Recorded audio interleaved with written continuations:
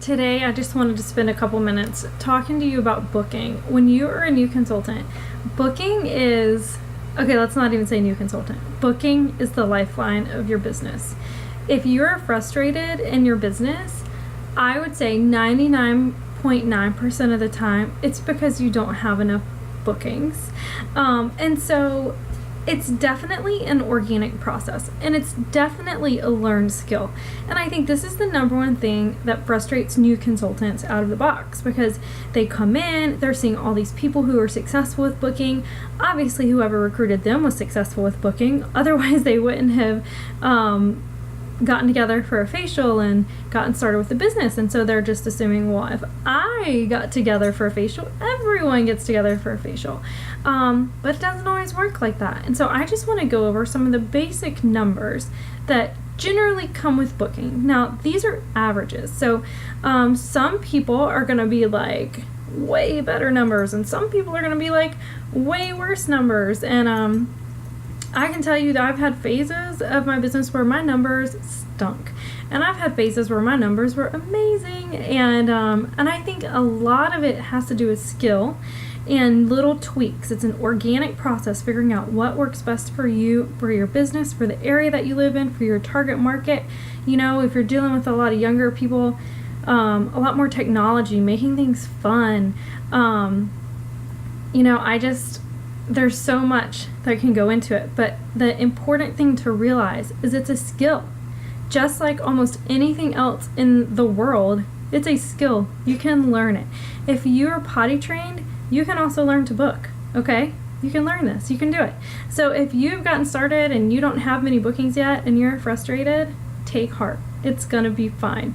The number one thing I want to tell you is to not give up. I think what I see happen sometimes, and people aren't totally open with me about it, but I think people come in, they are super excited, they talk to a few friends, their few friends shut them down, and then they're like tail between their legs, done with their business. And so the first pointer I'm going to give you is that we have words already written out. We have scripts that are created for new consultants, for seasoned consultants, for meeting people out and about, for meeting people through a facial box, through meeting people at lead events. Like, we have scripts. And the reason we have scripts written out is because generally our words don't work.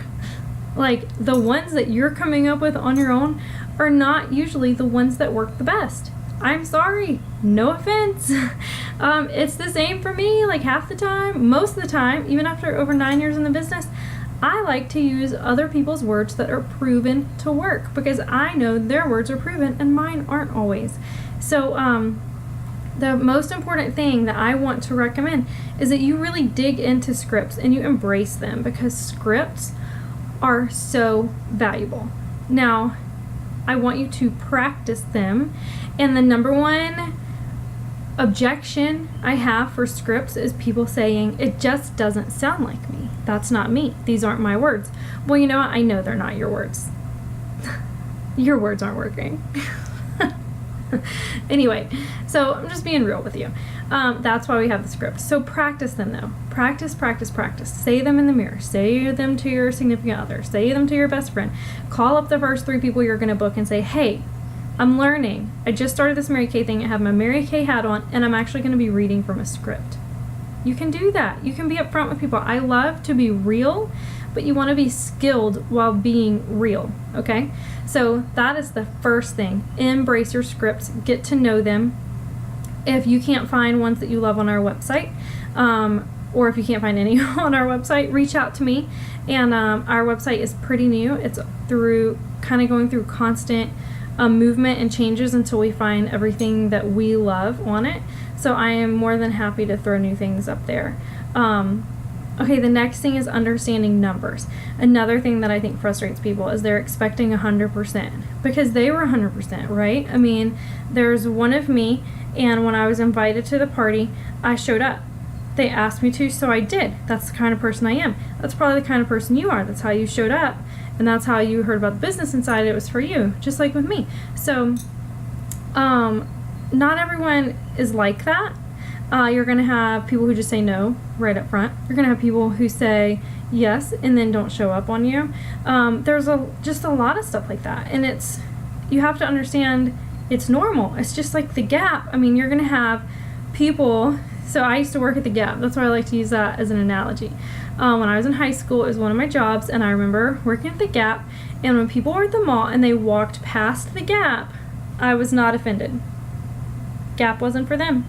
No big deal. Didn't hurt me. Whatever. Because what I knew is that there were enough people that the Gap was for that I wasn't having to worry about a job. Okay, so lots of people, wasn't for them. They didn't even come by. Then there were a bunch of people who would walk in and they would browse and they would look at things. Sometimes they'd even try stuff on, and then they'd go home without buying anything. Didn't hurt my feelings. Whatever. I know that enough people are going to come into the Gap. If enough people come look at stuff, they're going to buy something. It's the same with your Mary Kay business. You don't have to get like pushy about sales. You don't have to, you want to get skilled. Those are skills we'll talk about, is how to close a sale, just like they have skills at the store for getting you to sign up for a credit card. You know, there are different skills that you're going to learn that can improve the chance of you getting a sale, but you don't have to worry about whether people are going to buy or not, because our products are so good. If you do your job with booking, you will get enough people through the door. And when you get enough people through the door, you're going to get enough people saying yes. And just like when I worked at Gap, some people come in and they buy one shirt and they're happy and they leave. You're going to have that. And then you're going to have the people who spend, I would say the normal person would drop about $100 to $200. And then, those are like your miracle set customers, you know, or basic set. Then I remember people would come in and they would drop so much money. We were like, all the employees were like little high schoolers, right? So we're like whispering, oh my gosh, she's getting so much stuff. She spent over $1,000, blah, blah, blah, blah. Like we were, you know, all poor high school kids just like could not believe that someone would spend over $1,000 at Gap. And the same thing will happen to you. If you have confidence in your products and you hold enough bookings, you're going to have people come in. Some people are going to not even show up for their booking, right? But then you're going to keep going and you're going to have belief in your products, and you're going to have people come in. They're going to buy everything. Everything. And it is so much fun. Those are like the most exhilarating appointments, okay? So my second point for booking is, I don't even have kids around. I just lost my line of thought. Is you've got to make sure, you got to be okay with numbers. Just like it's okay when people don't walk into the Gap, you've got to be okay that people aren't going to say yes. If you reach out to, usually we say about 1 in 5 say yes to a booking. Okay, now when you're working with friends and you're brand new and you're using your scripts, usually your numbers are a lot better than this. Not always, but usually. But I can say across the board, as someone who's built most of my business with strangers, the 1 in 5 works for referrals, it works for warm chats, it works for lead events, it works for everything. About 1 in 5 are going to book. Now, not always on the first try, okay?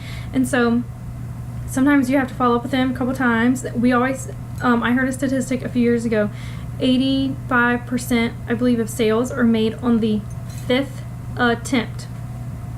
And so many people are giving up at 2, right? They're like, oh, I called her, she didn't respond, so I'm done. So I want to encourage you to not give up after the first try. Now, on the other hand, we have this thing we call Scary K. You want to be Mary Kay. Mary Kay is pleasantly persistent. Mary Kay brings people joy when they answer the phone. They're like, oh my gosh, it's that super cool Mary Kay lady again. And then there's Scary Kay. The button, block that girl. I don't want to talk to her. She's driving me crazy. And so I want you to keep your feelers out when you're dealing with people. You know, think, would I want this person to call me this many times? I think there's a line. You know, I've given my number to those cruise things, the free cruise or whatever. They called me like 8 times in one day, like 24-hour period. 8 times. No, we don't do that, right? Because at that point, I am so mad. I have another company that's come by and got my name and number for my house.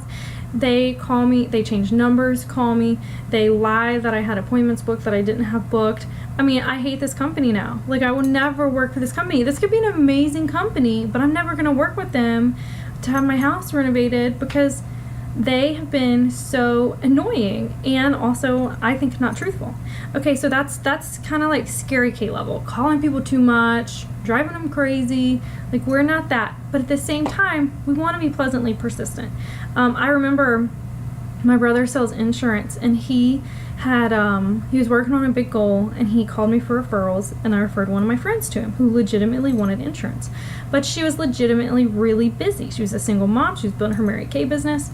She was earning her, I think, third car at the time. And so my brother Nathan had to be very persistent with her. And she didn't always call him back. She didn't always respond to his text messages or his phone calls.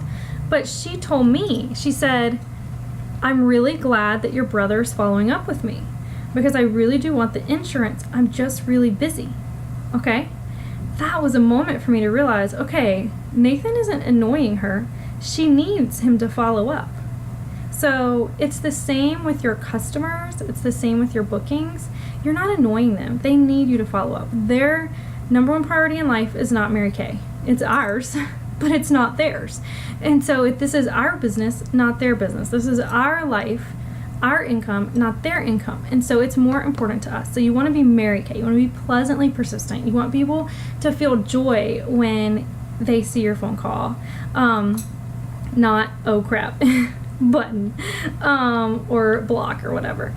So, okay, let me think if there's anything else. That's all I can think of. Okay, I just want to give you these booking tips as you start out, just to make sure you're following your scripts. Understand that you've got to work the numbers and follow up. Don't just call them one time and be like, oh, we're done, because you've got to do that pleasant, persistent thing. Okay, y'all, so I'm super excited. You can do this. You are going to be a master booker. I'm going to make a video in a minute about coaching the appointment, because that's just as important, and I think that's something people are afraid to do as well. So I'm going to give you a video on my masterful tips of coaching an appointment to hold. All right, have a great day. Bye.